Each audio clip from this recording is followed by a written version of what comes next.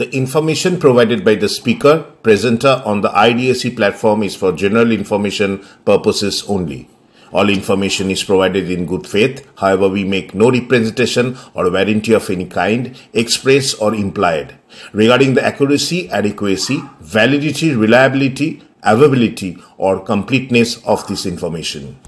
ভবিষ্যৎ শুভেন্দু অধিকারী এবং অসীম সরকারের ভবিষ্যৎ হচ্ছে আমরা যখন লং রুটে যাই না, কোনো ট্রেনে বা বাসে যায় বা ট্যাক্সিতে যায়, প্রাইভেট কারে, তখন অনেক সময় না মাটি দেখবেন রাজপথগুলো বা রাস্তার মধ্যে দেখবেন কিছু কিছু চামড়া টামড়া পড়ে থাকে। তার মানে হয়তো কোনো একটা পুকুর চাপা পড়েছিল, তার উপর গাড়ি গিয়ে গিয়ে গিয়ে গিয়ে সেগুলো ওই মাটির সঙ্গে বা রাস্তার সঙ্গে মিলে যায়, তাই তো? আমরা তো দেখি যে শুভেন্দু অধিকারী এবং অসীম সরকারের হালটা ওই রকমই হবে। ওদেরকে পিটিয়ে পিটিয়ে পিটিয়ে পিটিয়ে একদম মেরে দেবে পাবলিক। ওদের কিচ্ছু থাকবে না। ওরা মির্জাফরের যে টুকু নামটা বাজারে প্রচারিত হয়েছে, এরা এমন কোনো বড় কেউ নয় যে ওই মির্জাফরের মতো একটা গালাগালি হয়ে উঠবে শুভেন্দু অধিকারী নামটা। এরা একটা খুব নিচের লেভেলের শয়তানেরা, কিন্তু এরা ওইভাবেই জনগণের হাতে মার খেতে খেতে কিছুদিনের মধ্যেই ওরা শেষ হয়ে যাবে। কারণ যখনই জানাজানি হয়ে যাবে, যখন লাগু হয়ে যাবে, যখন ধরপাকড়, এখন তো প্রচুর পরিমাণে ধরপাকড় চলছে। এখন আমাকে দিল্লি থেকে, উত্তরপ্রদেশ থেকে, হরিয়ানা থেকে বিভিন্ন মতুয়া বিজেপি নেতারা তো ফোন করছে, তারা আমার কাছে অ্যাডভাইস নিচ্ছে, তারা ভীত আতঙ্কিত। হ্যাঁ, চারিদিকে এরকম হচ্ছে, ফলে এদের বাঁচার আর কোনো রাস্তা আর নেই। শুভেন্দুর নেই, অসীম সরকারের। মানবাধিকার কর্মী, লেখক, চিত্রশিল্পী মানিক মণ্ডল ওরফে মানিক ফকির দিগদর্শনের সঙ্গে একটি সাক্ষাৎকারে বিস্ফোরক তথ্য দিলেন। তিনি বলেছেন, শুভেন্দু অধিকারীর সঙ্গে যে 1.5 কোটি মানুষ রামনবমীর মিছিলে হাঁটবে বলেছেন, তাদের কয়েক হাজার উচ্চবর্ণের মানুষ ছাড়া বাকি এসটি, এসসি, ওবিসি সম্প্রদায়ের মানুষ অনেকেই বাংলাদেশের উদ্বাস্তু। তারা ইতিমধ্যেই বিজেপি শাসিত কেন্দ্রীয় সরকারের সিদ্ধান্তে বেনাগরিক দাসশ্রমিক হয়ে গেছেন। রামনবমীর মিছিলে হেঁটে রাম ভরসে থাকাটা তাদের জন্য বোকামি। অসীম সরকার সম্বন্ধেও তার বিস্ফোরক মন্তব্য। অসীম সরকার নাকি আসলে অসীম মণ্ডল, বাংলাদেশ থেকে বেআইনিভাবে আসা মানুষ। এ রাজ্যে এসে ট্রেনে ট্রেনে গান গেয়ে ভিক্ষা করতেন, বিজেপিতে নাম লিখিয়ে বাঁচার চেষ্টা করছেন। এদেশের 99% মতুয়াই তাদের আদর্শ হরিচাঁদ ঠাকুর, গুরুচাঁদ ঠাকুরের পথ থেকে বিচ্যুত। ফলে মুখোশের আড়ালে থাকা শান্তনু ঠাকুর, শুভেন্দু অধিকারীদের মতো অসীম সরকারকেও চিনতে পারছেন না। বেশিরভাগ মতুয়া মনে করেন তারা হিন্দু। একই হিন্দু ব্রাহ্মণ্যবাদী ধর্মবিরোধী মহানায়ক হরিচাঁদ, গুরুচাঁদ ঠাকুরের ব্যর্থতা? আরো অনেক বিস্ফোরক কথা শুনুন মানিক ফকিরের মুখে। মানিকদা নমস্কার, আমি সুজিত বলছিলাম দিগদর্শন থেকে। হ্যাঁ নমস্কার। বলছি যে এই মুহূর্তে সামনে রামনবমী, তার মধ্যে 26,000 শিক্ষক শিক্ষাকর্মীর চাকরি বাতিল, কলকাতার উচ্চ আদালতের রায়কে মান্যতা দিয়ে শীর্ষ আদালতের সিদ্ধান্ত। এইদিকে হাহাকার পড়ে গেছে, স্কুলে শিক্ষকরা নেই, শিক্ষা কর্মীরা নেই। কলকাতার বিখ্যাত স্কুলের মধ্যে রয়েছে জেলার বিভিন্ন স্কুল, এমনকি যে পরীক্ষাগুলো চলছে স্কুলের ক্লাসের যে বার্ষিক পরীক্ষাগুলো চলে, সেই সব পরীক্ষাকেও অনেক জায়গায় বাতিল করতে হয়েছে। এই অবস্থায় কোনো স্কুলের টিচার তারা বলছেন যে আমাদের হয়তো কোনো সাবজেক্ট তুলেই দিতে হবে। তাহলে একদিকে শিক্ষাক্ষেত্রে এই নৈরাজ্য, অন্যদিকে রাম নবমী, এবং শুভেন্দু অধিকারী জানিয়েছেন যে এবার 1.5 কোটি মানুষ নাকি রাস্তায় নেমে পড়বেন হিন্দু রাষ্ট্র প্রতিষ্ঠার জন্য। তাহলে শিক্ষাটা থাকছে গৌণ, আগে রাম জন্মভূমি, তারপরে শিক্ষা, খাদ্য, বাসস্থান ইত্যাদি ইত্যাদি ইত্যাদি। তার সঙ্গী হয়েছেন আবার অসীম সরকার। কোন অসীম সরকার? মতুয়া সম্প্রদায়ের হরিণঘাটার যিনি বিধায়ক বিজেপির, তিনি আবার কবিগান করেন। এই কবিগানের মধ্যে তিনি যে মতুয়া ধর্মে বিলং করেন, সেই মতুয়া ধর্মে যেহেতু হিন্দুবাদী মতুয়া দর্শন নয়, তা সত্ত্বেও উনি বলছেন রাম জন্মভূমি হওয়াতে আমার বুকে আনন্দ আর ধরছে না, এবং এই শ্রীরামের জয় ইত্যাদি ধ্বনি দিয়ে বিভিন্ন অনুষ্ঠান করে বেড়াচ্ছেন। দুটো চরিত্র, একটা হচ্ছে মতুয়া সম্প্রদায়, অর্থাৎ যারা নিপীড়িত মানুষ, যারা বাংলার আদি ভূমিপুত্র, তাদের একজন প্রতিনিধি এইভাবে কথা বলছেন। আরেকটি ব্রাহ্মণ সন্তান নন্দীগ্রামের শুভেন্দু অধিকারী, কাল পর্যন্ত ছিলেন গান্ধীবাদী, আজ হয়ে গেছেন সাভারকারবাদী, রাতারাতি উত্তর মেরু থেকে দক্ষিণ মেরু চলে এসছেন। তার কথাতেও তো মানুষ হাজারে হাজারে লক্ষ লক্ষ মানুষ কিন্তু নাচছেন। এই দুটো চরিত্রকে আপনি তো খুব সামনে থেকে দেখেছেন আপনার লড়াকু জীবনে, একটু যদি এই চরিত্র দুটো বিশ্লেষণ করেন। প্রথমে চরিত্র দুটো বিশ্লেষণ করার আগে আমাদের একটু বিশ্লেষণ করা উচিত, করতে হবে সময়টা, এই সময়ের প্রেক্ষিতটা, এবং এই সময়ে তাদের ভূমিকা এবং কেন এরা এটা করছে। আমাদের মনে রাখতে হবে কয়েকদিন আগে দুটি আইন হলো, দুটিই হলো স্বাধীনতার পরে। এত ভয়ঙ্কর আইন ভারতবর্ষে হয়নি, এবং দুটি আইনই হলো ভারতবর্ষকে RSS এর হিসেব অনুযায়ী ব্রাহ্মণ রাষ্ট্র করার বা বর্ণ ব্যবস্থামূলক মনুস্মৃতিকে লাগু করার আইন। আমরা অনেকেই বলে থাকি হিন্দু রাষ্ট্র হিন্দু রাষ্ট্র হিন্দু রাষ্ট্র, হিন্দু রাষ্ট্র মানে আমরা বুঝি না, তাই বলি অনেকেই। ফলে হিন্দু বলতে কাদের বলা হচ্ছে সেটাও বুঝি না, না বোঝার ফলে মানুষের কাছে যারা হিন্দু রাষ্ট্রে কৃতদাস হবে আইন মাফিক, তারাই লাফাচ্ছে হিন্দু রাষ্ট্রে। শুভেন্দু যে বলেছে 1.5 কোটি লোককে নিয়ে পথে নামাবে, এই 1.5 কোটি লাখই কৃতদাস হবে। আইনটা হচ্ছে কয়েকদিন আগে আপনারা জানেন ইমিগ্রেশন অ্যান্ড ফরেনার্স অ্যাক্ট তৈরি, মানে বিল হলো, সম্ভবত আইন হয়ে যাবে কয়েকদিনের মধ্যে।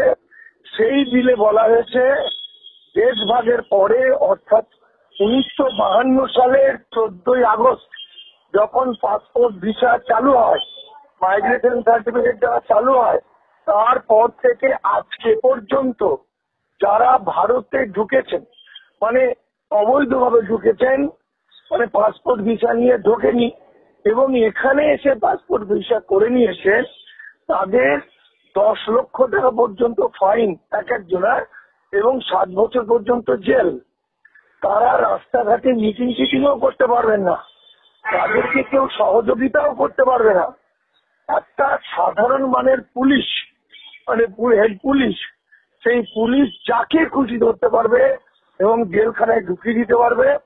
তখন এনাকে প্রমাণ করতে হবে আসামিকে যে সে, তার কাছে সিটিজেনশিপ সার্টিফিকেট আছে বা 1948 সালের আগে ভারতে তার জন্মগ্রহণ করেছেন সে।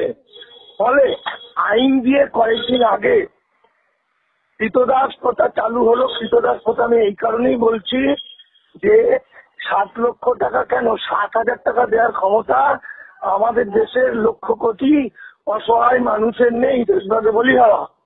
ফলে তারা টাকা দিতে পারবে না, ফলে তাদেরকে গভর্নমেন্ট উদ্ধার করতে পারবে না, আবার গভর্নমেন্ট ছেড়ে রাখতেও পারবে না, কারণ এটা ভারতের আইনে ছেড়ে রাখার আইন নেই। ফলে বিভিন্ন কোম্পানির হয়ে ওদের কম পয়সায় কাজ করতে হবে, সারা পৃথিবী জুড়ে ওদের নিয়ে কাজ করাবে। তাহলে এই একটা ঘটনা এই সময় ঘটে গেল, আইনগত ভাবে এই মানুষগুলোকে চিরকালের জন্য বেনামিট করা হলো। আজকে আমি রাস্তা দিয়ে যেতে যেতে আপনার কথা বলছি, কিছুক্ষণ আগেও রাস্তায় যেতে যেতেই আমাকে একটা লিফলেট লিখতে হলো, কারণ কালকে মমতা বাবা ঠাকুরের সেক্রেটারি আমাকে 2 দিন ধরে ফোন করছে। মমতা বন্দ্যোপাধ্যায় অফিস থেকে একটা ওদেরকে খবর দিচ্ছে যেভাবেই হোক আমাকে বলেই হোক আর জায়গাটা লিফলেট ম্যাটার করে দিচ্ছে আইনটা। সেই রাস্তায় দাঁড়িয়ে দাঁড়িয়ে আমি লিফলেটটা লিখে পড়ছিলাম। তারই মাঝে আমি অবাক হয়ে ভাবছিলাম যে মানুষগুলো বাংলার 5 কোটি প্লাস মানুষ বেনাগরিক হয়ে গেছে আইনত, সেই মানুষগুলোই কি অদ্ভুত ভাবে শুভেন্দুর কথায় 1.5 কোটি নাকি সে রামনবমীতে বেরোবে তারা পতাকা নিয়ে, মানে এটাই কৃতদাসদের এটাই বৈশিষ্ট্য যেটা হিটলারের সময় হয়েছিল, যেটা আমরা গ্ল্যাডিয়েটরের সময় রোম দেশে 70 লক্ষ নাগরিক ছিলেন আর 2,44,00,000 কৃতদাস ছিলেন বা বেনাগরিক। সেই ছবিটা আমি দেখতে পাচ্ছি। এটা গেল একটা দিক। আর একটা দিক, গত পরশুদিন ভারতবর্ষে এমন একটা আইন হলো যা কল্পনার করা যায় না। সেটা হলো আমাদের ওয়াকফ সম্পত্তি আইন, যেটাই মুসলিমদের সমস্ত সম্পত্তি নিয়ে নেওয়া হবে। কারণ এখানে বলা হচ্ছে যে মুসলমানদের যে সম্পত্তিগুলো বেশিটাই হয় লিখিত এবং মৌখিক, যেমন মাজার, মক্তব, মুসাফিরখানা, মসজিদ, গোরস্থান, এগুলো বেশিরভাগই হয় কেউ দান করেছে এবং একটা কাগজে লিখে দিয়েছে, ওতে কোনো রেজিস্টার নেই। যেমন তাজমহলের ক্ষেত্রেও তাই, আবার আমাদের আশেপাশের গ্রামের মসজিদগুলোও তাই। এইগুলো 6 মাসের মধ্যে টাকা দিয়ে রেজিস্ট্রি না করলে গভর্নমেন্ট নিয়ে নেবে। তার মানে এরাও শেষ হয়ে গেল। কিন্তু পার্থক্য হচ্ছে মুসলমানরা অর্থনৈতিক ভাবে বা তার সম্পত্তিগত ভাবে বা ইউসিসির মাধ্যমে তাদের ধর্মীয় আচার বিচারের ক্ষেত্রে চরম আঘাত নেমে এলো মুসলমানদের মধ্যে, যেটা বৌদ্ধদের ক্ষেত্রে ঘটেছিল। ঠিক পাশাপাশি তারা কিন্তু নাগরিক থাকছে, নাগরিক কিন্তু ডানা ছাড়া নাগরিক। আর উদ্বাস্তুদের ক্ষেত্রে হিন্দুদের ক্ষেত্রে কি হলো, তারা বেনাগরিক। ফলে এই নাগরিক এবং বেনাগরিক এই ব্যাপক পরিমাণের মানুষ যদি একসঙ্গে হাতে হাত মেলাতে পারে, তাহলে হয়তো জানি না এরা কত বছর নাকি বছর আবার এই কৃতদাস প্রথা উচ্ছেদ হবে। এখন আপনি যেটা নাম করলেন শুভেন্দু অধিকারী, শুভেন্দু অধিকারী এটা করতে বাধ্য, কারণ তার জিনগত কারণে সে করবে। তার কারণ সে বর্ণ হিন্দু, কারণ সে বর্ণ হিন্দুদের মধ্যে ভালো মানুষও যেমন আছে, শুভেন্দুর মতো মানুষ তো সবচেয়ে বেশি। এবং শুভেন্দু অধিকারী হচ্ছে একটা ব্রাহ্মণ্যবাদী এবং ওদের রক্তের মধ্যে আছে তথাকথিত হিন্দু রাষ্ট্র, যেখানে তত নিম্ন বর্ণের মানুষরা থাকবে দাস হিসাবে কৃতদাস। সেই আইনটা করার জন্য, মানুষের দৃষ্টি ঘোরানোর জন্য ওরা শুভেন্দু অধিকারীর নেতৃত্বে 2 মাস ধরে বা 6 মাস ধরে মুসলিম বিরোধিতা চলছিল।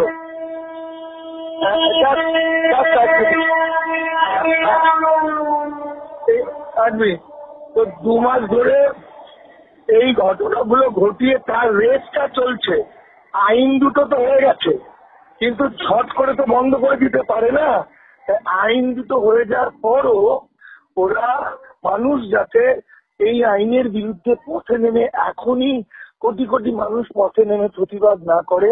আপনি দেখেছেন যে মিস্টার ওয়েসি, যাকে বিজেপির সঙ্গে সম্পর্ক বলে প্রচার করা হয়, কালকে আইনটা পরশুদিন ওয়াকফ আইন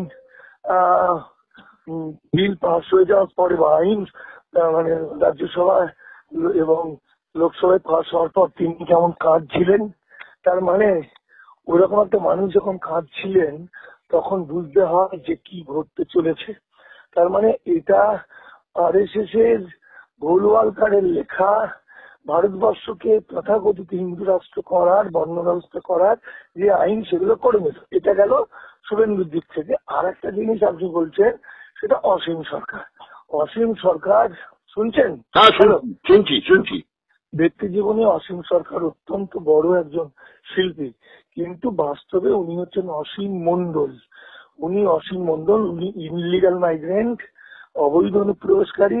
উনি 1976 সালে বাংলাদেশ গোপালগঞ্জের কাছে সাতপার গ্রামের পশ্চিম পাড়ায় বাড়ি, এবং তিনি ওখানের যে হাই স্কুল আছে, কি বয়ারি হাই স্কুল, দীননাথ বয়ারি হাই স্কুলে 1976 সালে ক্লাস 8 পর্যন্ত পড়তেন। পরবর্তী সময় বাংলা ভাগের সময় তিনি চলে আসেন বাবার সঙ্গে, যদিও তারও আগে মাঝে মধ্যেই তিনি আসতেন খঞ্জনি বাজাতে বিভিন্ন কীর্তনের দলের সঙ্গে। এবং তিনি আমাদের বনগাঁ স্টেশনের কাছে একটা ঝুপড়িতে থাকতেন এবং ভিক্ষা করতেন ট্রেনে ট্রেনে। তো অসীম সরকার নতুন কিছু নয়, জাস্ট হিটলার এর সঙ্গে অসীম সরকারের একটা অদ্ভুত মিল আছে। হিটলারও জীবনের প্রথম তার জীবনে যদি আমরা জানতে পারি, তিনিও শিল্পী ছিলেন, তিনিও ওই পরিষ্কার করতেন, কোন একজন খুব তথাকথিত নিম্ন শ্রেণীর কোন শ্রমিক ছিলেন, ড্রেন পরিষ্কার, এই রাস্তাঘাট পরিষ্কার ইত্যাদি করতেন, কবিতাও লিখতেন, আবার কবিতার ছবিও আঁকতেন। সেই হিটলারের সঙ্গে অসীম সরকারের একটা অদ্ভুত মিল আছে। এই অসীম সরকারকে কুঙ্কি হাতি হিসাবে ব্যবহার করে, অসীম সরকার যদি ব্যবহৃত না হয় তাহলে ওকে খুন করে দেবে, কিন্তু অসীম সরকার তো আর বিপ্লবী নয় যে দেশের জন্য প্রাণ দিতে পারে। অসীম সরকার তার অসাধারণ গান, তার পরিচিতি দেশের 18টা রাজ্যে হিন্দু উদ্বাস্তুদের মোহিত করেছে এবং তাকে বিশ্বাস করেছে। আলটিমেটলি এখন তারা শেষ হয়ে গেছে, আইনত শেষ হয়ে গেছে। অসীম সরকার এটা করছে। ও নিজে ব্যক্তি জীবনে যখন ভোটে দাঁড়াননি তার আগে কিন্তু এই হিন্দুত্ববাদের বিরুদ্ধে প্রচুর বলতেন, বিজেপির বিরুদ্ধে প্রচুর বলতেন, কিন্তু ভোটে দাঁড়ানোর পরে ওরা আসলে একটা করে যন্ত্র, রামনবমীকে কেন্দ্র করে ওর ভারত বাংলায় একটা অত্যন্ত বড় দাঙ্গা লাগাতে চাইছে, যেটা বারবার ফেল করছে।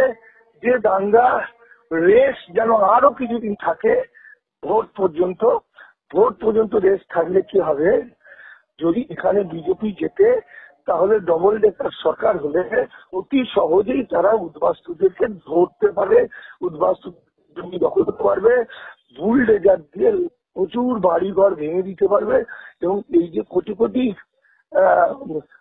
মানুষ যাদের ভোটার কার্ড, আধার কার্ড, প্যান কার্ড বাতিল হয়ে যাবে, তারা তো ছেড়ে কথা বলবে না। তো তাদেরকে টাইট দেওয়ার জন্য বাংলায় বিজেপি সরকার আসাটাকে অত্যন্ত গুরুত্বপূর্ণ। ফলে এই একটা বছর ওরা নানা রকম ভাবে মিথ্যা বলে বলে মানুষকে উত্তেজিত করে রাখবে। এই উত্তেজিত করার একটা পাঠ হচ্ছে এই রামনবমী গিয়ে প্রবর্তন দেওয়া, এবং 1.5 কোটি লোক, যতক্ষণ পর্যন্ত আপনাদের মতো মিডিয়া আছে বা আমার যে সোশ্যাল মিডিয়ার বেশ কিছু বন্ধু বান্ধব যারা ইউটিউবার, আপনার মতো ব্লগার ইউটিউবার আছে, তারা কিন্তু সংখ্যায় খুব কম হলেও তারা আজ গদি মিডিয়াকে ঘুম পাড়িয়ে দিচ্ছে, গদি মিডিয়াকে আতঙ্ক ধরিয়ে দিচ্ছে। ফলে গদি মিডিয়া এবং বিজেপি পুষ্ট সোশ্যাল মিডিয়ার যে চ্যানেলগুলো যত সংখ্যক বেশি হোক, তাদের আইটি সেলের লোক যতই থাকুক, আপনারা মাত্র কয়েকজন মিলে কিন্তু যেভাবে কাজ করছেন তাতে রামনবমীতে ওরা বড় কোনো অঘটন ঘটাতে পারবে না। এটা আমার অ্যাজাম্পশন। কারণ মিথ্যা কথা প্রচুর বলতে হয়, আর সত্যি কথা একজন অল্প করে বললেই সেটা ছড়িয়ে পড়ে। এই গেল আমার দুটো দিক। থার্ড হচ্ছে, আপনি বলেছেন আচ্ছা, আজকে গতকালকে যে আমাদের এসএসসি আমার ভাই বোনরা, আমার সন্তানরা যারা স্কুলে চাকরি করতো, যারা জীবনের শ্রেষ্ঠ সময়টাকে ব্যয় করেছিল লেখাপড়ার কাজে, খেয়ে না খেয়ে অভাব অনটনের মধ্যে বহুজনা তার স্কুল লেখাপড়া শিখেছেন, খাঁটি লেখাপড়া খাঁটি মানুষ তৈরি হয়েছিলেন, এবং ভবিষ্যৎ প্রজন্মকে তৈরি করার জন্য স্কুলের চাকরিকেই বেছে নিয়েছিলেন, এবং তারা স্কুলের টিচার হয়েছিলেন। আজকে তাদের 25,000 কেজে নাকি 26,000 কেজে তাদেরকে চাকরি চলে গেল। এটা ছিল, মনে রাখতে হবে, এই প্রথম তো আমরা সবাই জানি এটা রাজ্য সরকারের একটি বিভাগের অনেকগুলো বিভাগ এবং চূড়ান্ত পরিমাণে দুর্নীতি, টাকা নিয়ে ঘুষ খাওয়া, ঘুষ খেয়ে চাকরি দেওয়া, এটা তো আছেই। এই প্রসঙ্গে আপনাকে আমি একটা কথা বলি। আমার এক খুব কাছের বন্ধু সিপিএম এর জোনাল লোকাল কমিটির সেক্রেটারি ছিল মুকুন্দপুরে, বলে ফেলাম সরি। সে একবার তার স্ত্রীকে আমার কাছে নিয়ে এসে বলছেন যে পার্থদা মন্ত্রী কেটে রেজাল্ট বেরিয়েছে, ওকে ঢুকিয়ে দাও আমার বউকে। তো আমি তো খুব লজ্জায় পড়েছি, আমি তাকে কিছুতেই বোঝাতে পারছি না যে এইভাবে হয় না, আমি বলার কেউ না। লাস্টে আমি বললাম যে পার্থ চ্যাটার্জি আমার কথা শুনবে কেন? তখন আমাকে তিনি বলেন, না তুমি বললে শুনবে, আমি তো জানি যে আমাকে আমি হরিদাস পাল। তারপরে আমি বাধ্য হয়ে জিজ্ঞাসা করলাম, তোমার বউ কি টেটের রেজাল্ট কেমন? সে তখন বললো, ছাড়ো তো, সব লাগে না, আমাদের সময়ও লাগতো না, এখনো লাগে না। এই ভয়ঙ্কর কথাটা আমি শুনেছিলাম। তাতে আমার কাছে আরো দৃঢ় ধারণা হয়েছিল সিপিএম আমলেও যা হতো এই আমলেও একই চাকরির ক্ষেত্রে এগুলো হতেই থাকে। তৃণমূলের আমলে আমার কাছে খবর ছিল সে সময় নাকি একজন এমএলএ নাকি 80টা করে কোটা ছিল, 80টা করে ঢোকাতে পারতো। যেমন কালনার কে রঞ্জিত বাবু নাকি এমএলএ ছিল, তার বাড়ির যে ড্রাইভার সে যে গরুটা আছে, যে ছাগলটা আছে, যে বাড়িতে একবার লাফি লুপি হু ভাব করে হনুমান থাকে, তাও নাকি সবাই চাকরি পেয়ে গেছে। একটা বাড়িতে নাকি একটা পরিবারের 5 জন 6 জন চাকরি পেয়েছে, বুঝতে পারছেন? তো এটা তো হয়ে এসছে, এটার মধ্যে কোনো মিথ্যাচারিতা নেই। আর আমরা যদি ওটাই ধরে বসে থাকি তাহলে আমরা এগোতে পারবো না। কিন্তু এই যে এত মানুষ যে শেষ হয়ে গেল, এদের হয়ে লড়াই করেছিল বিকাশ রঞ্জন ভট্টাচার্য, আজকে এদেরকেই কিন্তু স্কুল থেকে চাকরি হারা করলো এবং মৃত্যুর দিকে ঠেলে দিল। সিপিএম এর আমি বলবো ভারতের অনুপ্রবেশকারী ইলিগাল মাইগ্রেন্ট বিখ্যাত উকিল বিকাশ রঞ্জন ভট্টাচার্য।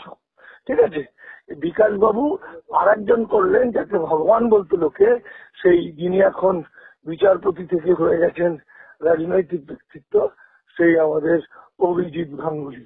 এই দুজনার বিচারে এই তো 2016-তে এই রায়টা হয়েছিল যে 26 লক্ষ প্যানেল বাতিল, 26,000 যারা চাকরি করছে তাদের সবার প্যানেল বাতিল, এরাই করেছিল। সেই মামলাটা সুপ্রিম কোর্ট মেনে নিল না, ঠিকই সবারই বাতিল, সবার। তো সুপ্রিম কোর্ট যেটা করেছে সেটা পৃথিবীর ইতিহাসে আছে কিনা জানি না, থাকলেও সেটা কখনো কোনো মানুষ মেনে নিতে পারে না। 2 নম্বর হচ্ছে যে তুমি 5,000 বা 6,000 চোরকে বা বদমাইশকে বা ঘুষ দিয়ে যারা চাকরি পেয়েছে তাদেরকে পানিশমেন্ট দিতে 19,000 তুমি খাঁটি মানুষদের, সৎ লেখাপড়া জানা মানুষকে তুমি ছেলে মেয়েকে তাদের চাকরি থেকে ছাড়িয়ে দেবে, যারা একটা রানিং জীবনের মধ্যে ছিল, যাদের স্ত্রী পুত্র বাড়ি ঘর মা বাবা নিয়ে একটা সংসার করেছিল, যারা একটা স্বপ্ন দেখেছিল, হ্যাঁ, যারা লোন নিয়ে হয়তো বাড়ি ঘর করেছিল ইত্যাদি, একটা রানিং জীবন থেকে তাদেরকে চাকরিটা হঠাৎ চলে যাওয়া মধ্য দিয়ে আমাদের সংবিধানের 21 নম্বর আর্টিকেল, 14 নম্বর আর্টিকেল, 26 নম্বর আর্টিকেল, এগুলো সমস্তটাই ভায়োলেট করেছে।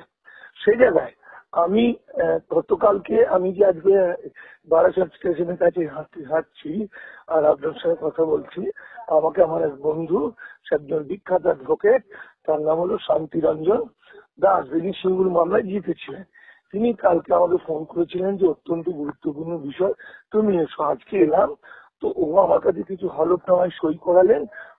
আমরা এই মানুষগুলোকে বাঁচানোর জন্য একটা মামলা করার চেষ্টা করছি, মামলা জনস্বার্থে। আমাদের মামলাতে বেশ কিছু কৌশল নিতে হচ্ছে। আপাতত কিছুদিন যাতে এরা এই চাকরিতে বহাল থাকতে পারে, 3 মাস, এই যে যতদিন বলেছে নতুন পরীক্ষা, বহাল থাকতে পারে এবং বেতন পায়, এই খাপে যদি আমরা ঢুকে পড়তে পারি এবং ঢুকে পড়ে তারপর এদের চাকরিকে টাকা মানে চাকরিটাকে ফিরিয়ে দেওয়ার এই মামলাটা আমরা এইভাবে আনতে পারি, তাহলে একটা কৌশল নিয়ে আমরা মামলা করছি, যে মামলায় এরা প্রকৃত যারা চাকরি পড়াশোনা করে চাকরি পেয়েছেন তাদের চাকরিটা যাতে থাকে। তার কারণ 46 নম্বর মানে পয়েন্টের মধ্যে সুপ্রিম কোর্ট যে কথাটা বলেছে সেই কথাটার মধ্যে যেটা দ্বিচারিতা যথেষ্ট পরিমাণে আছে। সেখানে সুপ্রিম কোর্টই বলছে যে যারা 2 নম্বরই করেছে তাদেরকে টাকা ফেরত দিতে হবে, যারা ঘুষ দিয়ে চাকরি পেয়েছে তাদের টাকা ফেরত দিতে হবে সুদ সহ।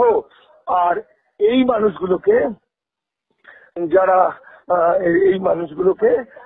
টাকা ফেরত দিতে হবে না। কাদের ফেরত দিতে হবে না, এইটা তার মানে তো সেগ্রিগেট করেই ফেলেছে, তার মানে সুপ্রিম কোর্ট তো সেগ্রিগেট করে ফেলেছে।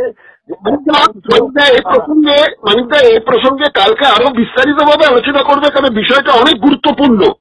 আজকের যে পর্বটা, সেই পর্ব অনুযায়ী আপনাকে এটা আমাকে জানাতে চাইছি, আপনি যেটা একটা মারাত্মক কথা বললেন, সেটা হচ্ছে রামনবমীর দিনে শুভেন্দু অধিকারীর দাবি মতো যদি 1.5 কোটি মানুষ, ধরে নিয়ে আমি 1.5 কোটি মানুষ যদি মিছিলে হেঁটে থাকেন, তাহলে এই 1.5 কোটি মানুষই বেনাগরিক হতে চলেছেন। যারা আইনত হয়ে গেছেন এবং তারা এখন জানেন না যে তারা কি অবস্থা আছেন, তারা কিন্তু জয় শ্রীরাম ধ্বনি দিয়ে তারা কিন্তু ওই মিছিলে হাঁটবেন। এই যে শুভেন্দু অধিকারী তিনি যে জায়গা থেকে জিতেছেন নন্দীগ্রাম, সেই নন্দীগ্রামের যদি ভোটার তালিকা আমরা দেখি তাহলে দেখতে পাবো যে সেখানে অধিকাংশ মানুষই তো এসসি এসটি ওবিসি।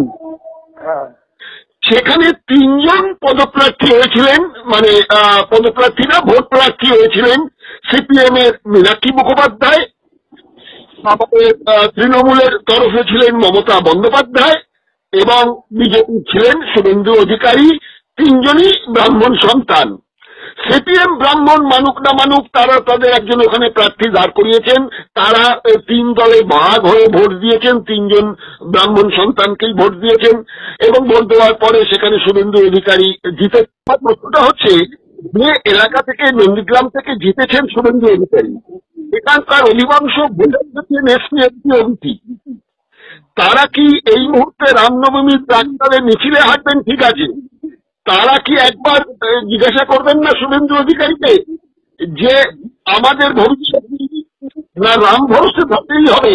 যদিও শুনছি যে শুভেন্দু বাবু বলেছেন, সুকান্ত বাবু বলছেন যে প্রধানমন্ত্রীর যে তহবিল আছে সেখান থেকে নাকি এই 26,000 মধ্যে থেকে যারা সাচ্চা মানে চাকরি প্রার্থী ছিলেন এই 19,000 তাদের ওখান থেকে নাকি টাকা দেওয়া হবে। তাহলে ঘটনাটা কি দাঁড়াচ্ছে? রাম জন্মভূমি ভরসে থাকে তো অনেক উপকার দেখছি তাহলে রাম ভরসে থাকলে। শুভেন্দু অধিকারী এই যে ঘটনাটা ঘটলো, এই ঘটনায় যে 5,000 বা 6,000 যারা ঘুষ দিয়ে চাকরি করেছিলেন এদের মধ্যে একটা বিরাট অংশের টাকা শুভেন্দু অধিকারীর কাছে গেছে এবং শুভেন্দু অধিকারী বলছেন আপনি এটা কোনো প্রামাণ্য নথি আছে যে বলছেন? এটা নথি তো আছে, আজকেও আমি কোন একটা কাগজে দেখছিলাম না কোথাও দেখছিলাম, আর এমনিতেই এগুলো সবাই জানে। যখন এই ঘটনাটা ঘটেছিল তখন ওই যে বললাম না এক একটা এমএলএ এর আন্ডারে মনে হয় 80 জন না 40 জনের দায়িত্ব ছিল, এরকম একটা আমি শুনেছিলাম তখন। কারণ সেটা আমার এখন মনে করছে এবং সেটা আর কত হাজার হয় এবং সেটা শুভেন্দুর আন্ডারে তো তখন অনেকগুলো মন্ত্রী এমএলএ ছিল, প্রচুর এমএলএ। ঠিক আছে, শুভেন্দু তো অনেক বড় নেতা, সমস্ত গুলোকে ও কন্ট্রোল করতো। শুধু এই কাজের ক্ষেত্রে নয়, বিভিন্ন রাজ্যের বিভিন্ন জেলাতেই এই ধরনের টাকা তোলার কাজটা শুভেন্দু করতো। এটা ছিল শুভেন্দুর অন্য একটা কাজ, প্রচুর পয়সা যেমন নিজের আছে সেরকম এটা করতো। আর এই যে কেন্দ্রীয় সরকার টাকা দেবে এদের চালাবে এগুলো রাজনৈতিক কায়দা কানুন। তার কারণ হচ্ছে এটা কৌশল করে সুপ্রিম কোর্টকে ম্যানেজ করে সুপ্রিম কোর্টের ঘুষখোর বিচারপতিদের টাকা পয়সা দিয়ে এই মানুষগুলো সর্বনাশ করা হলো। আলটিমেট শুভেন্দু অধিকারীর যেটা স্বপ্ন এবং শুভেন্দু অধিকারীর যেটা পরিকল্পনা, সমস্ত দিক থেকে বাংলা এবং বাঙালি জাতিকে ধ্বংস করে দেওয়া। কিছুদিন আগে আপনারা দেখেছেন যে এই শুভেন্দু অধিকারী যে বলেছিল বাংলাদেশ থেকে 1 কোটি মানুষ এই ভারতে আসতে বাধ্য, আমি তাদের নিতে বাধ্য। তো যে কজন তার কথাই শুনে ঢুকেছিল তাদের এখন 5 লাখ টাকা ফাইন আর 5 বছর জেল হয়ে গেছে। এদের এখন ধরপাকড় চলছে, সব ধরা পড়ে যাবে। ঠিক সেইভাবেই শুভেন্দু বাংলাদেশ থেকে যাতে কোনো ব্যবসা তার এখানে না আসে, বাংলাদেশ এখানকার পশ্চিমবঙ্গের তোমার ভ্রমণ যে বিষয়টা আছে সেইখানে যাতে কেউ আর ভ্রমণে না আসে, সেই ইন্ডাস্ট্রিটা এখানে প্রায় ধ্বংসের পথে। এখানে আজকে হাসপাতাল চিকিৎসা, সেটাই বলছি যে চিকিৎসার যে ব্যবসা যেটা এখানে প্রচুর টাকা টার্নওভার হতো এবং ভারতবর্ষ, বাংলা শুধু নয় ভারতবর্ষ উপকৃত হতেন, পুরোটাও ম্যাচ করে দিয়েছে। এটা তো শুভেন্দু নিজে করেনি, এটা বিজেপির একটা কৌশল ছিল যে বাংলাকে ধ্বংস করা। বাংলাকে ধ্বংস করতে গেলে শুধু বাঙালিদের কৃতদাস বাঙালিই তো হবে না, এখানকার অর্থনীতিকে ধ্বংস করতে হবে। একদিকে যেমন বাংলার অর্থনীতিকে ধ্বংস করার জন্য শুভেন্দু কাজ করছে, অসীম সরকার কাজ করছে নাগরিকত্বকে বেনাগরিক করার জন্য, পাশাপাশি বাংলায় যাতে অবাঙালিরা পুরো বিস্তার লাভ করে এবং বাংলাকে দখল করে নিতে পারে, তার জন্য যে ব্লুপ্রিন্ট তৈরি হয়েছে, সেই কাজটা ওরা করেছে, তারই একটি অংশ হয়ে দাঁড়িয়েছে এই আমাদের বাচ্চাদের, আমাদের ছেলে মেয়েদের এই চাকরির প্রতি, তাদের চাকরি খেয়ে নেওয়া এবং তাদের ভয়াবহ বিপদের মুখে ফেলে দেওয়া। এইটা তারই একটা অঙ্গ, একটা টোটাল একটা প্ল্যানিং। এটা যে হঠাৎ করে এইটা হয়েছে তা নয়, এর টোটাল আমরা বাঙালিরা এবং বাংলা খুব বিপদের মধ্যে আছে। একটা যুদ্ধ চলছে, এটা একটা ভয়াবহ যুদ্ধ, যে যুদ্ধের অবয়ব, তার রং আলাদা।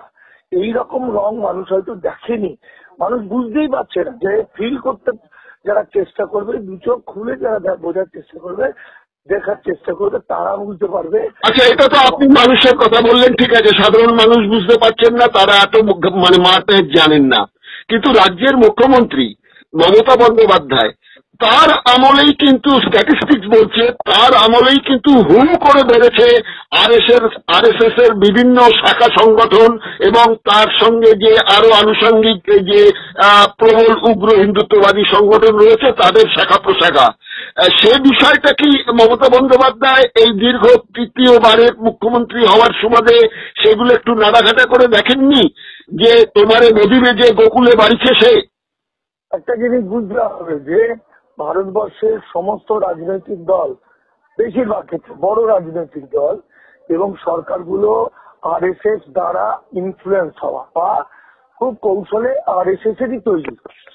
হিন্দুত্ববাদী প্রত্যেকটা দল, যে কারণে এরা ইন্ডিয়া জোট কিন্তু ইউসিসির বিরুদ্ধে কোনো স্লোগান দেয়নি ভোটের আগে, ইউসিসি মানে বোঝাতে চায়নি।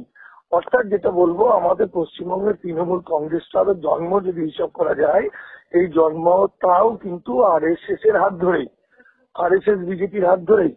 আর এরা প্রত্যেক এইরকম ভাবে প্রায় 80টার বেশি সংগঠন, নাকি 80,000 আমি ঠিক জানি না, এরকম সংগঠন পিছন থেকে আরএসএসই করেছে আজকের এই দিনটা দেখার জন্য। কিন্তু মমতা বন্দ্যোপাধ্যায় এই যে বিষয়টা, মুখ্যমন্ত্রী খুব দূরদর্শী আমাদের এখানে। তো উনি দেখেছেন যে উড়িষ্যার মুখ্যমন্ত্রী যিনি ছিলেন নবীন পট্টনায়ক, তার সঙ্গে বেশি ছিল মোদীজির। তার ফলে কি হলো? তার ফলে হলো উড়িষ্যা থেকে নবীন পট্টনায়ক মানে হোয়াইট ওয়াশ হয়ে গেলেন। তা একই পুনরাবৃত্তি যে এখানে বিজেপি করবে না, সে ব্যাপারে তো অনেক সজাগ থাকা উচিত মুখ্যমন্ত্রী। না, মুখ্যমন্ত্রী যেহেতু আমাদের এটা যুক্তরাষ্ট্রীয় কাঠামো, যুক্তরাষ্ট্রীয় কাঠামো যেমন এখন দেখবেন অফিসিয়াল কাজের ক্ষেত্রে বেশিরভাগ টোটালি সেন্ট্রালের পোর্টাল। হ্যাঁ, এই যে জন্ম মৃত্যু, তার জন্ম হচ্ছে, মৃত্যু হচ্ছে এনআরসি পোর্টাল, তাই তো? তার মানে যুক্তরাষ্ট্রীয় কাঠামো সিস্টেমটাই এমন, তাতে আমাদের রাজ্যগুলোর ক্ষমতা খুব কম, রাজ্যের অনেক বেশি ক্ষমতা থাকে কেন্দ্রে। সেই জায়গায় মমতা ব্যানার্জি আইনতই এই কেন্দ্রীয় সরকারকে বিভিন্ন কাজে সহযোগিতা করতে বাধ্য সংবিধানের 256 ধারা অনুযায়ী। কিন্তু মুখ্যমন্ত্রী মমতা বন্দ্যোপাধ্যায় যে কারণেই হোক, একটা মানুষ হিসাবে তিনি কিন্তু ব্যতিক্রমী, বলিষ্ঠ, লড়াকু এবং মানবিক হিসাবে অনেকটা এগিয়ে থাকা মানুষ। ফলে অনেক সময় আমরা দেখতে পাচ্ছি যে মুখ্যমন্ত্রী এমন কিছু ঘটনা ঘটাচ্ছে, সেই ঘটনাগুলো বুঝি বিজেপির সবচেয়ে বেশি শত্রু হিসাবে। এটা কিন্তু যে উনি কৌশল করে করছেন তা নয়, উনি হয়তো হৃদয় থেকেই করছেন। তিনি এই উদ্বাস্তুদের বাঁচানোর জন্য চ্যালেঞ্জ করছেন, তিনি আইন মানছেন না, তিনি মানবতার কারণে করছেন। এটা একটা ব্যতিক্রমী চরিত্র হিসাবে, কিন্তু নর্মালি ওনার করতে পারার কথা নয়। আজকে যদি তুমি বুলডেজার দিয়ে বাড়ি ভেঙে দেয়, ইলিগাল মাইগ্রেন্টদের ধরপাকড় করে চারিদিক থেকে, তাহলে পরে কিন্তু তার সেটা ভারতের আইনে অপরাধ নয়, এটাই আইনে লেখা আছে নাকি এটাই করতে হবে, বোঝা গেল? সেক্ষেত্রে মমতা ব্যানার্জির তো বাইন্ডিংস আছে না, মমতা ব্যানার্জি তো বাধা পড়ে আছে। এক, যুক্তরাষ্ট্রীয় কাঠামো; দুই, অবচেতন মনেও কিন্তু তার রক্তের জিনগত কারণেও সে শুদ্রানি হতে পারে, কিন্তু তার ব্রাহ্মণ্যবাদের সঙ্গেও একটা ঘনিষ্ঠতা আছে জিনগত ভাবে, তাই তো? এই জায়গা থেকে উনি একটি অদ্ভুত এবং সাংঘাতিক একটা চরিত্র। তাকে আপনি শুদ্রানি বলছেন কি করে? ওদের ব্রাহ্মণ কন্যা, তুমি তো নিজেই বলেছেন ব্রাহ্মণ কন্যা। ব্রাহ্মণ কন্যা বলছে, ওই যে জিনগত কারণে বললাম যে উনি বলে ফেলবেন, এটাই স্বাভাবিক। কিন্তু তিনি যে কাজগুলো করছেন, সেই কাজগুলো দেশের 85% মানুষের পক্ষে আপনি জানেন, আপনার খুব ভালোভাবে জানেন যে মনু সংহিতাতে বারবার বলা হয়েছে যে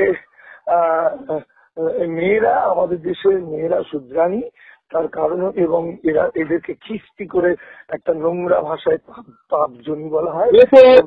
আপনাদের কৃপায় কিছু কিছু জানি, তা সেটা কি মমতা বন্দ্যোপাধ্যায় ব্রাহ্মণ কন্যা বলে নিজেকে যখন বলছেন তখন তিনি জানেন না যে মনুবিধানে বলা আছে যে ব্রাহ্মণ কন্যা হলেও সে শূদ্রাণী, ব্রাহ্মণ নয়? হ্যাঁ, মমতা ব্যানার্জি হয়তো ওটা তিনি বলছেন, এটা বলবেন, তার কারণ এটাই তার বংশ পরম্পরা জিনগত কারণে। পাশাপাশি যেহেতু শুধু মহিলা আর্যরা আমাদের ভারতবর্ষে আসার সময় কোনো মহিলা আনতে পারেননি, ফলে এই পারের মেয়েদেরকেই তারা বউ হিসেবে মেনে নিয়েছিল বা তাদের গর্ভেই সন্তান জন্ম দিয়েছিল। যাই হোক, আমরা এখানে বুঝলাম, তবে এবার একটু চলে আসি। ওইটা থেকে যেটা বলতে চাইছি, সেই কারণেই দেখবেন মমতা ব্যানার্জি এমন কিছু কাজ করে ফেলেন, সেই কাজগুলো কিন্তু একটা ভয়ঙ্কর মতো বিষয়, যেগুলো 85% মানুষের পক্ষে। আমি এই কথাটা বলছি। বেশিরভাগ গরিব মানুষ, অনেক এমন কিছু কাজ উনি কিন্তু পৃথিবীর ইতিহাসের একজন উজ্জ্বল মানুষ হচ্ছেন এসিজেড বিরোধী আন্দোলনের, তাই তো? উনি কিন্তু জমি অধিগ্রহণ 1893 সালের ভয়ঙ্কর জমি অধিগ্রহণ আইনের বিরুদ্ধে, তার জন্য আইন পাল্টাতে বাধ্য হয়েছে। তিনি এই যে দাস প্রথা যে চলছে এর বিরুদ্ধে কিন্তু তিনি সোচ্চার। পারবেন কি পারবেন না সেটা পরের প্রশ্ন, কিন্তু তাহলে সেটা তিনি করলেন কি করে? কারণ তার রক্তের মধ্যে ব্রাহ্মণ রক্ত যতটা আছে তার চেয়েও অনেক বেশি আছে আমাদের এখানে মূল্যবাসী মানুষ। আচ্ছা, এই প্রসঙ্গটা নিয়ে না আলাদা করে আরেকদিন একটু হবে। শেষ করতে চাইছি আজকে, সেটা হচ্ছে আবার ফিরে যেতে চাইছি অসীম সরকার প্রসঙ্গে। এই অসীম সরকার মতুয়া জাতক কয়েকদিন আগে গিয়েও যখন মমতা বালা ঠাকুরের হাতে হাইকোর্ট মানে সিঙ্গেল বেঞ্চ যখন অর্ডার দিল তার আন্ডারে ওই মতুয়া অনুষ্ঠানটা করতে হবে, তো সেইখানে কিন্তু এই অসীম সরকার গিয়ে তার পায়ে নমস্কার করে তাকে গুরুমা হিসেবে বন্দনা করেছেন মতুয়া ধর্মের রীতি ও নীতি অনুযায়ী। সেই অসীম সরকার যখন রাধা কৃষ্ণ, রামচন্দ্র, সনাতনী হিন্দু এইসব বিষয় নিয়ে বিভিন্ন এলাকায় অনুষ্ঠান প্রচার করছেন এবং তিনি বলতে পারি প্রত্যক্ষভাবে এটা কবিগান করলো, পরোক্ষভাবে বিজেপি প্রচারই করছেন, সেখানে দাঁড়িয়ে যে মতুয়া ধর্মের মূল কথা যে তারা হিন্দু নয়, তারা হিন্দুত্ববাদী ব্রাহ্মণ্যবাদীর বিরুদ্ধে, সেই মতুয়া সমাজ তাকে তো এখনো তো তাদের সঙ্গ দিচ্ছে, তাদের সমাজ থেকে তাকে বহিষ্কার করেনি। তার মানে কি মতুয়া সমাজও এখনো বলছেন যে তারা এখনো পর্যন্ত কিন্তু অন্ধকারাচ্ছন্ন জায়গায় রয়েছেন? দেখুন, আমাদের দেশের মতুয়াদের মধ্যে আমার মতে হতেই পারে প্রায় 90% মতুয়াই নয়, 90 বলবো না, হয়তো 92, হয়তো তখন 99% মতুয়া নয়, তারা ব্রাহ্মণ্যবাদী। এবং ব্রাহ্মণ্যবাদ তো প্রথমেই এইভাবে আমাদের মহামানবদের, সমাজ বিপ্লবীদের তৈরি ধর্মগুলোকে ধ্বংস করে, যেমন স্বাধীন ধর্ম থেকে, লিঙ্গায়ত ধর্ম থেকে, সমস্ত ধর্মগুলোতেই তোরা থাবা বসায়। সেটা ঠিক আছে, কিন্তু তাহলে অন্যান্য যেসব হিন্দু ধর্মের 5টি ধারার মধ্যে অন্তত 3টি ধারা বিলুপ্ত হয়ে গেছেন, একমাত্র শাক্ত সম্প্রদায় কোনো মতে টিকে আছেন উত্তর পূর্বাঞ্চলে। তো সেইখানে দাঁড়িয়ে আমি মতুয়াদের প্রসঙ্গে চলে যাচ্ছি। আমি তাহলে কি বলতে হবে আমাকে যে গুরুদাস ঠাকুর এবং তার যিনি বাবা হরিচাঁদ ঠাকুর, এদের যে আদর্শ, যার প্রচার ওনারা করেছেন, শিক্ষার কথা বলেছেন, এত বড় একটা আন্দোলন, তাহলে তাদের ব্যর্থ হয়ে গেল?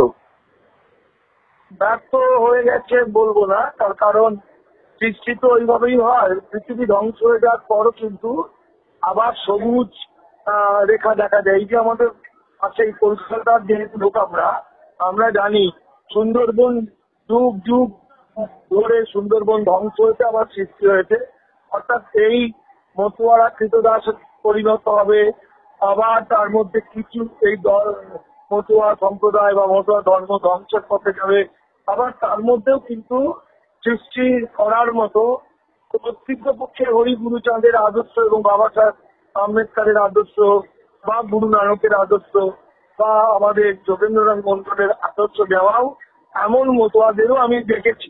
এই মতুয়াদের সংখ্যা অত্যন্ত কম, কিন্তু মনে প্রাণে হৃদয়ের দিক থেকে তারা বিরোধী এবং দেববিধি বিরোধী, ব্রাহ্মণ্যবাদ বিরোধী। তাদের সংখ্যাটা কম হলেও একদিন তারা কিন্তু মাথা তুলে দাঁড়াবে।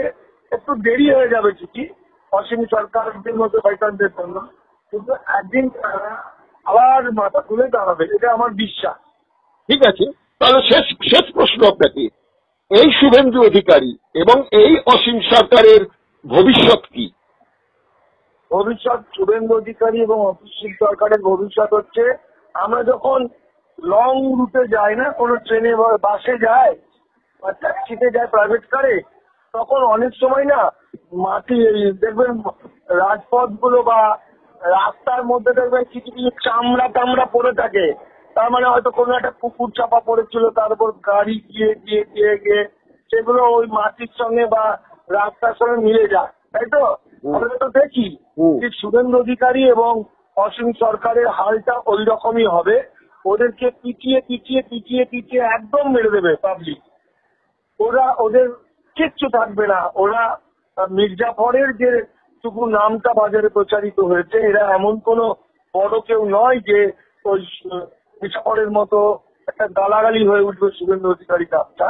তারা একটা খুব নিচের লেভেলের শয়তান এরা, কিন্তু এরা ওইভাবেই জনগণের হাতে মার খেতে খেতে কিছুদিনের মধ্যেই ওরা শেষ হয়ে যাবে। কারণ যখনই জানাজানি হয়ে যাবে, এটা যখন লাগু হয়ে গেছে, লাগু হয়ে যাবে, যখন ধরপাকড়, এখন তো প্রচুর পরিমাণে ধরপাকড় চলছে। এখন আমাকে দিল্লি থেকে, উত্তরপ্রদেশ থেকে, হরিয়ানা থেকে বিভিন্ন মতুয়া বিজেপি নেতারা তো ফোন করছে, তারা আমার কাছে অ্যাডভাইস নিচ্ছে, তারা ভীত আতঙ্কিত। হ্যাঁ, চারিদিকে এরকম হচ্ছে, ফলে এদের বাঁচার আর কোনো রাস্তা আর নেই। শুভেন্দুর নেই, অসীম সরকারের।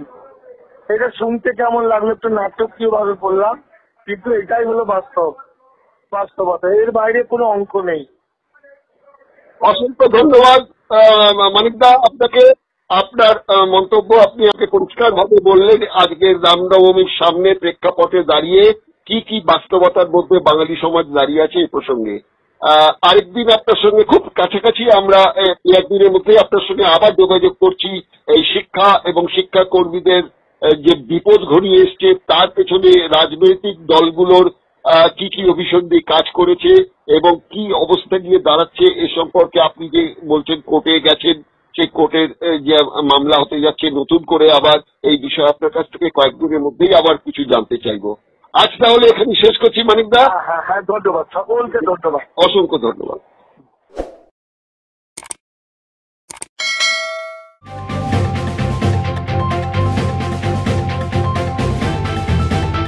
রংহীন সংবাদ আর অজানা তথ্যের জন্য দেখুন দিগদর্শন। 10-এর পাশে, দেশের সাথে।